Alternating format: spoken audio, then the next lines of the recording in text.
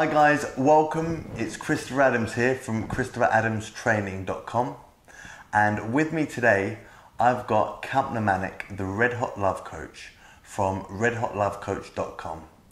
And Kalpna is going to be talking to us today about how to create a successful relationship as well as a successful business, and also how to use your relationship to enhance your business success. So firstly, welcome Kalpna. Thank you. Thanks for joining us. And you're going to be talking to us a little bit today about relationships. That's right, yeah. So why then is it so important to have a good relationship? Well, when you're actually in a good, loving, beautiful relationship, you will always never feel alone. I mean, entrepreneurs always believe that they're by themselves and they're out there facing the world.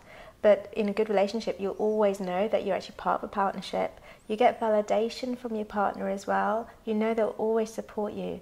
And you know it's not possible to always be on an up with your work. There'll be moments when things aren't going quite so well. It might just be moments of self-doubt, or it might just literally be that you've actually come across a huge obstacle and you're not as successful as you wanted to be. You may be having moments of failure. And it's times like that when you've got the person who's closest towards you holding your hand saying, "Don't worry, honey, I believe in you. I know you're going to be successful." And they pick you up. And you always have that loving support. So, Kalpna, what's the biggest problem that entrepreneurs face when it comes to relationships?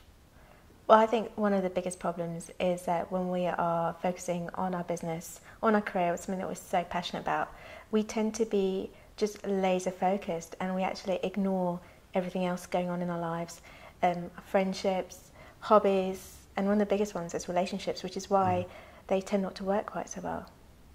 And I think that's sometimes something that a lot of people forget, is that you need to have a balanced wheel of life. That's right, yeah. Not just focusing directly on your business, but Yeah. to focus on every area of your life as well, to have it well balanced and harmonious. That's right. We sometimes believe that, well, wait till my business is up and running and then I can spend more time with my partner. But the problem is that if you wait, there may not be a partner at the end of it. So are there any other problems then? Yeah, when you are focused on your career, sometimes what actually happens is your partner starts believing that your work is actually more important than them. No one wants to feel like number two in your life. You know, in your life, your partner, your wife, your husband, they actually want to feel number one. And so when they believe that they're in second place, they're not actually going to support you in business. They're probably going to be quite resentful, which obviously impacts your work. Because you're not getting the support that you want. So I know one of the things that you've talked about a lot is how being in a relationship and being in a good relationship can help and improve with stress and things like that. Can you tell us a little bit more about that? Yes, it's actually been scientifically proven that when your partner holds your hand, your stress level decreases. So when you're actually in a loving relationship, and when you bond, the love biochemical oxytocin actually helps to reduce your fears.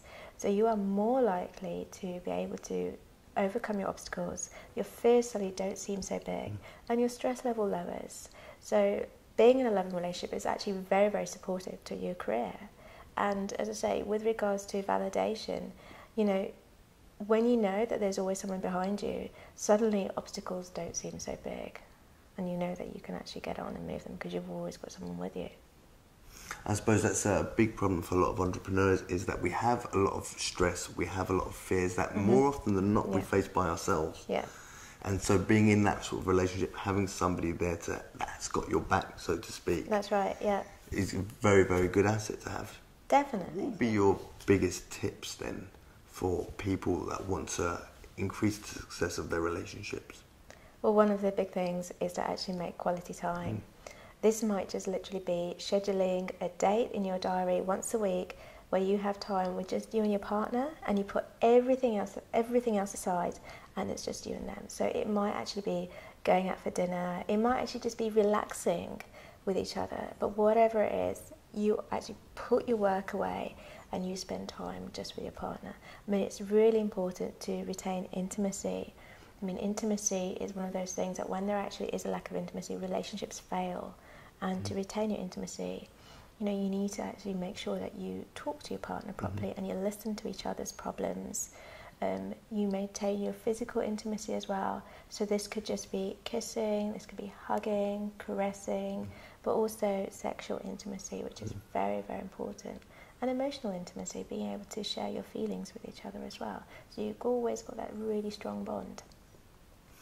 I suppose that's something that when people are entrepreneurial, they do that naturally. They're with their work side of things. They wouldn't ever expect to have a successful business without spending a lot of time, and intimate time, I suppose, dedicated to that work. Yet they expect to have successful relationships, and often don't give that the same focus, the same attention. That's true. We don't.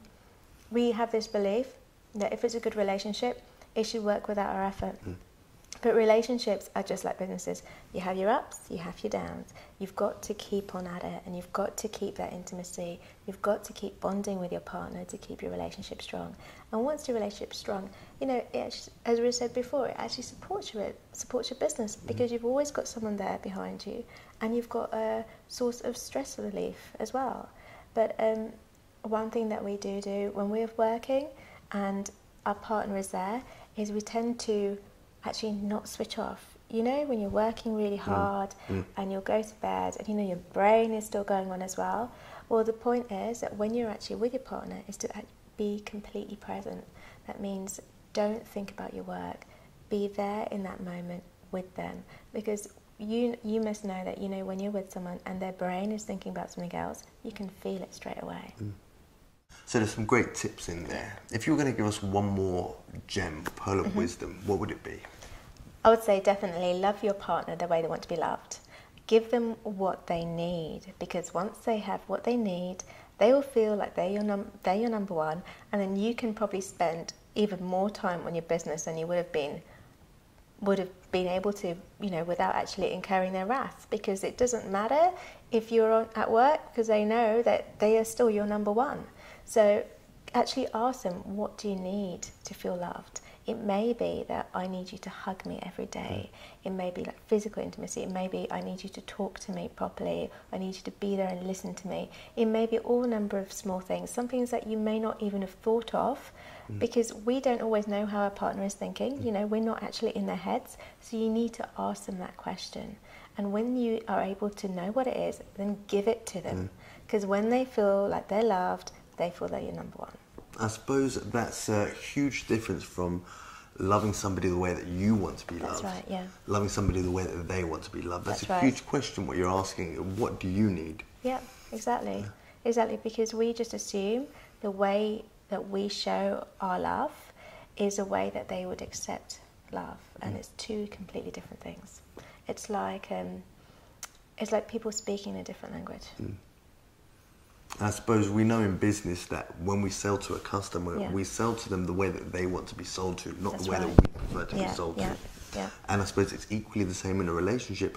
When you demonstrate your love to somebody, what you're saying is demonstrate it to them the way that they want to have it demonstrated, That's right, as opposed to the way that we'd like it demonstrated ourselves. Yeah, and not make any assumptions about it. I suppose the flip side of the coin then would be to tell your lover what you need as well. Yeah, of course, yeah. You want to be loved as well. You want to feel number one in their lives. I suppose that's one of the things that a lot of people have resentment about. Yes. Is that they don't feel loved by their partner, and it's perhaps because their partner is trying to show them love, but just not in a way that they need it. Exactly, it's a way that they don't recognise it. So they just, as you were saying, they just don't feel loved, and they feel angry because they're showing the love, but they feel like they're not getting the love, and so resentment leads to apathy, and apathy generally leads to, unfortunately, a split. So I suppose essentially what we've said then, or what you've said more to the point today, is to spend some quality time with your lover or people that you're intimate with, to have more intimacy there. That's right. And perhaps the biggest way to do that is by finding out what they need, and giving it to them, and equally so telling them what you need, and therefore you'll be able to get that back. Yeah, and to be present, because the biggest present you can give to your partner is to actually be there for them. If you want to get more information on Kalpna, you can visit her at theredhotlovecoach.com, or alternatively, you can get a copy of our new book, which we've co-written on life, love and sex, called Life, Love and Sex. And Kalpna, I don't know if you want to give a bit more information about it? Well, the book is not just good information about how to have a happier life, how to have a happier love life, and how to have a happier sex life. It's actually, we have actually put lots of good tasks, good exercises, so that you can work through all of these and actually improve the quality of your life. And it's just really a taster of our upcoming relationship program that we've created, which is a lot more in depth. And when we've got hypnosis, we have so much going on in that. If you want to get a complimentary copy of the book, you can do so either at my website, ChristopherAdamsTraining.com, or Kalpna's website, redhotlovecoach.com. So that's it from today. So thank you very much for joining us in Kalpna. Thanks, Christopher. And we'll see you soon. Good night.